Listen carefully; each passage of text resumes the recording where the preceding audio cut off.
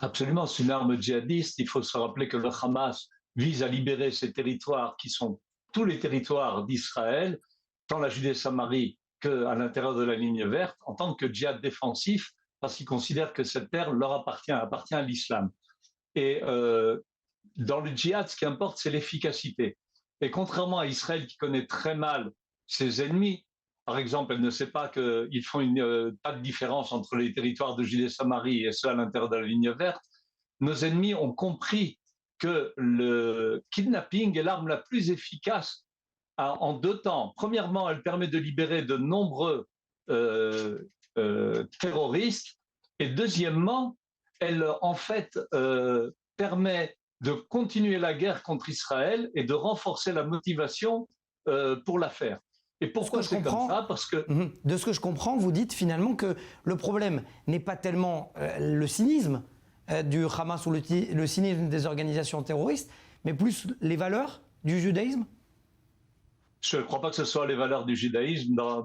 Si on considère dans la halakha, on n'a pas le droit de faire ce genre de libération, parce que si vous analysez ce qui s'est passé depuis 1983, et on va laisser 1983, depuis 1985, l'accord de Djibril, 1150 Palestiniens, dont des assassins, contre 3 Israéliens. En 2004, 400 Palestiniens et 300 hommes du Hezbollah contre Tenenbaum, qui était un homme douteux, et le corps de 3 soldats. En 2011, plus de 1000 Palestiniens, dont 6 Noirs, qui dirigent le Hamas aujourd'hui, en échange de Gilad Shalit.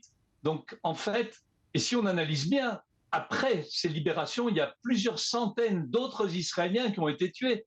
C'est complètement inefficace. Donc c'est le kidnapping comme arme plus que djihadiste, c'est une arme stratégique. Parce que absolument. Les cadres, par exemple, qui ont été libérés pour l'accord Djibril, sont ceux qui ont fomenté la première intifada en 87.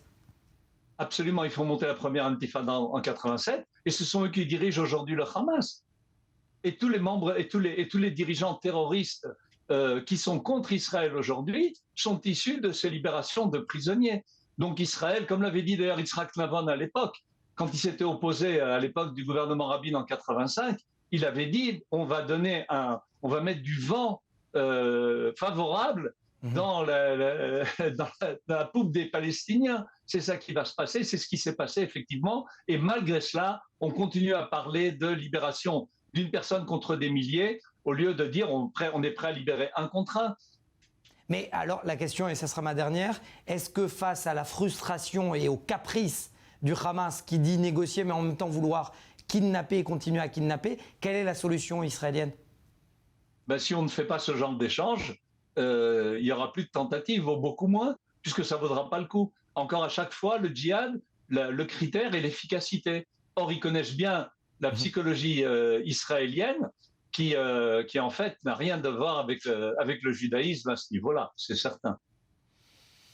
Donc vous dites qu'il va falloir effectivement attendre les prochaines semaines, les prochains mois pour le nouveau gouvernement et le prochain chef d'état-major et de rééquilibrer plus exactement cet équilibre des forces. C'est surtout un problème de décision politique. L'armée, elle appliquera ce que les politiciens décident. Et c'est un problème de comment le peuple israélien envisage ça. C'est très précieux, chaque soldat est important, la vie de tout juif est importante, mais il faut considérer au niveau d'un État l'intérêt de l'État. Et quand il y a eu plusieurs centaines d'Israéliens qui ont été tués par ces prisonniers qui ont été libérés, pourquoi leur sang est-il moins rouge que le sang de ceux qui se trouvent aujourd'hui otages? Merci beaucoup. Voilà qui est dit. Merci beaucoup pour vos précisions. Efraïm Herrera, spécialiste du monde musulman, d'avoir expliqué cette stratégie du Hamas et d'autres organisations terroristes.